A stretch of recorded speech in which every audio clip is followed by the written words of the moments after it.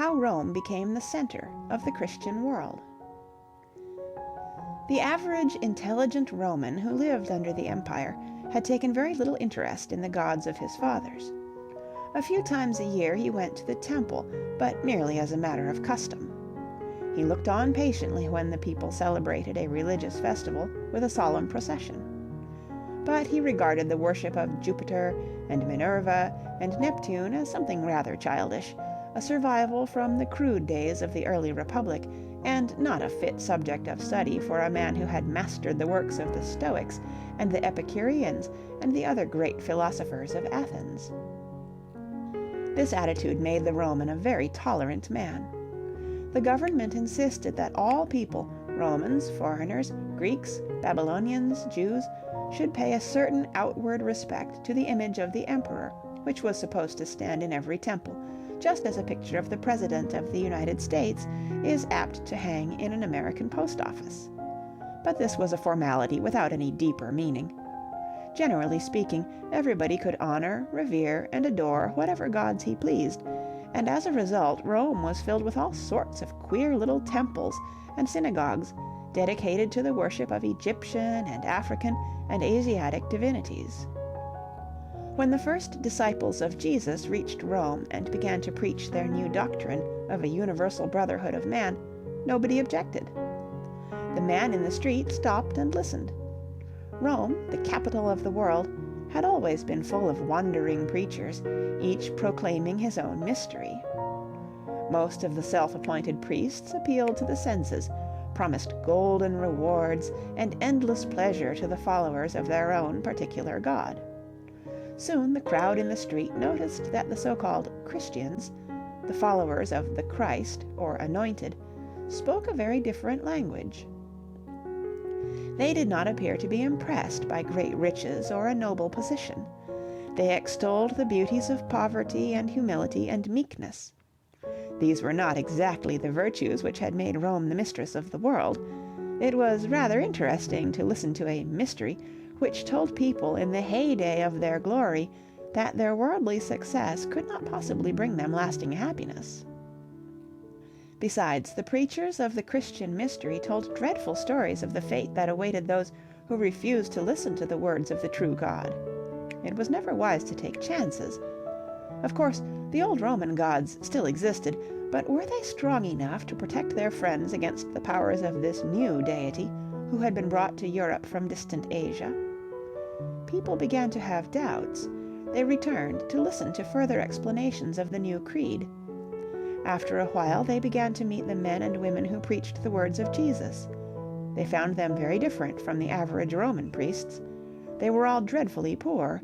They were kind to slaves and to animals. They did not try to gain riches, but gave away whatever they had. The example of their unselfish lives forced many Romans to forsake the old religion. They joined the small communities of Christians who met in the back rooms of private houses or somewhere in an open field, and the temples were deserted. This went on year after year, and the number of Christians continued to increase. Presbyters or priests, the original Greek meant elder, were elected to guard the interests of the small churches. A bishop was made the head of all the communities within a single province. Peter, who had followed Paul to Rome, was the first bishop of Rome. In due time his successors, who were addressed as Father or Papa, came to be known as popes. The church became a powerful institution within the empire. The Christian doctrines appealed to those who despaired of this world. They also attracted many strong men who found it impossible to make a career under the imperial government, but who could exercise their gifts of leadership among the humble followers of the Nazarene teacher. At last the state was obliged to take notice. The Roman Empire, I have said this before, was tolerant through indifference. It allowed everybody to seek salvation after his or her own fashion, but it insisted that the different sects keep the peace among themselves and obey the wise rule of live and let live. The Christian communities, however, refused to practice any sort of tolerance. They publicly declared that their God and their God alone was the true ruler of heaven and earth, and that all other gods were impostors. This seemed unfair to the other sects, and the police discouraged such utterances. The Christians persisted. Soon there were further difficulties. The Christians refused to go through the formalities of paying homage to the emperor. They refused to appear when they were called upon to join the army. The Roman magistrates threatened to punish them. The Christians answered that this miserable world was only the anteroom to a very pleasant heaven, and that they were more than willing to suffer death for their principles. The Romans, puzzled by such conduct, sometimes killed the offenders, but more often they did not. There was a certain amount of lynching during the earliest years of the church, but this was the work of that part of the mob which accused their meek Christian neighbors of every conceivable crime, such as slaughtering and eating babies, bringing about sickness and pestilence, betraying the country in times of danger. Because it was a harmless sport and devoid of danger, as the Christians refused to fight back. Meanwhile, Rome continued to be invaded by the barbarians, and when her armies failed, Christian missionaries went forth to preach their gospel of peace to the wild Teutons. They were strong men without fear of death. They spoke a language which left no doubt as to the future of unrepentant sinners. The Teutons were deeply impressed. They still had a deep respect for the wisdom of the ancient city of Rome. Those men were Romans. They probably spoke the truth. Soon the Christian missionary became a power in the savage regions of the Teutons and the Franks. Half a dozen missionaries were as valuable as a whole regiment of soldiers. The emperors began to understand that the Christian might be of great use to them. In some of the provinces they were given equal rights with those who remained faithful to the old gods. The great change, however, came during the last half of the 4th century. Constantine, sometimes, heaven knows why, called Constantine the Great, was emperor. He was a terrible ruffian, but people of tender qualities could hardly hope to survive in that hard-fighting age. During a long and checkered career, Constantine had experienced many ups and downs. Once, when almost defeated by his enemies, he thought that he would try the power of this new Asiatic deity, of whom everybody was talking. He promised that he too would become a Christian if he were successful in the coming battle.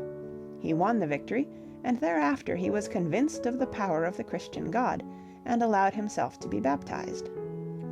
From that moment on, the Christian Church was officially recognized, and this greatly strengthened the position of the new faith. But the Christians still formed a very small minority of all the people, not more than 5 or 6%, and in order to win they were forced to refuse all compromise. The old gods must be destroyed. For a short spell, the Emperor Julian, a lover of Greek wisdom, managed to save the pagan gods from further destruction, but Julian died of his wounds during a campaign in Persia, and his successor Jovian re-established the church in all its glory. One after the other, the doors of the ancient temples were then closed. Then came the Emperor Justinian, who built the church of St. Sophia in Constantinople, who discontinued the school of philosophy at Athens, which had been founded by Plato. That was the end of the old Greek world, in which man had been allowed to think his own thoughts and dream his own dreams according to his desires. The somewhat vague rules of conduct of the philosophers had proved a poor compass by which to steer the ship of life after a deluge of savagery and ignorance had swept away the established order of things. There was need of something more positive and more definite. This the Church provided. During an age when nothing was certain, the Church stood like a rock and never receded from those principles which it held to be true and sacred. This steadfast courage gained the admiration of the multitudes, and carried the Church of Rome safely through the difficulties which destroyed the Roman state. There was, however, a certain element of luck in the final success of the Christian faith. After the disappearance of Theodoric's Roman Gothic kingdom in the 5th century, Italy was comparatively free from foreign invasion. The Lombards and Saxons and Slavs who succeeded the Goths were weak and backward tribes. Under those circumstances it was possible for the bishops of Rome to maintain the independence of their city. Soon the remnants of the empire, scattered throughout the peninsula, recognized the Dukes of Rome, or bishops, as their political and spiritual rulers. The stage was set for the appearance of a strong man. He came in the year 590, and his name was Gregory. He belonged to the ruling classes of ancient Rome, and he had been prefect or mayor of the city. Then he had become a monk and a bishop, and finally, and much against his will, for he wanted to be a missionary and preach Christianity to the heathen of England, he had been dragged to the Church of St. Peter to be made pope. He ruled only 14 years, but when he died, the Christian world of Western Europe had officially recognized the bishops of Rome, the popes, as the head of the entire church.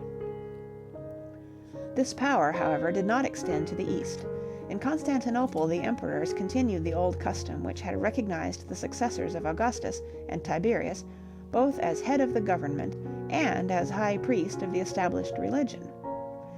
In the year 1453, the Eastern Roman Empire was conquered by the Turks. Constantinople was taken, and Constantine Palaeologue, the last Roman emperor, was killed on the steps of the Church of the Holy Sophia.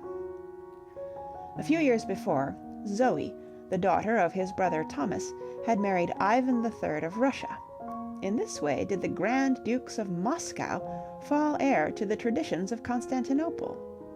The double eagle of old Byzantium, reminiscent of the days when Rome had been divided into an eastern and a western part, became the coat of arms of modern Russia. The Tsar, who had been merely the first of the Russian nobles, assumed the aloofness and the dignity of a Roman emperor, before whom all subjects, both high and low, were inconsiderable slaves. The court was refashioned after the Oriental pattern which the Eastern emperors had imported from Asia and from Egypt, and which, so they flattered themselves, resembled the court of Alexander the Great. This strange inheritance which the dying Byzantine emperor bequeathed to an unsuspecting world continued to live with great vigor for 6 more centuries amidst the vast plains of Russia. The last man to wear the crown with the double eagle of Constantinople, Tsar Nicholas, was murdered only the other day, so to speak. His body was thrown into a well, his son and his daughters were all killed, and his ancient rights and prerogatives were abolished, and the church was reduced to the position which it had held in Rome before the days of Constantine. The Western Church, however, fared very differently, as we shall see in the next chapter, when the whole Christian world is going to be threatened with destruction by the rival creed of an Arab camel driver.